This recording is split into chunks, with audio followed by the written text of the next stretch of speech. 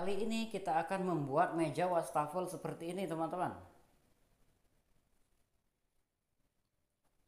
Nah, ini wastafel tempat cuci piring, teman-teman.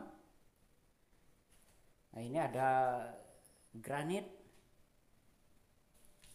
Ini di dalamnya ini baja ringan ya, teman-teman ya. Kita lihat ya. Nah, itu teman-teman.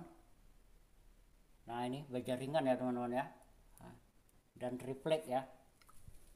Oke, sekarang kita lanjut buat ya, teman-teman ya.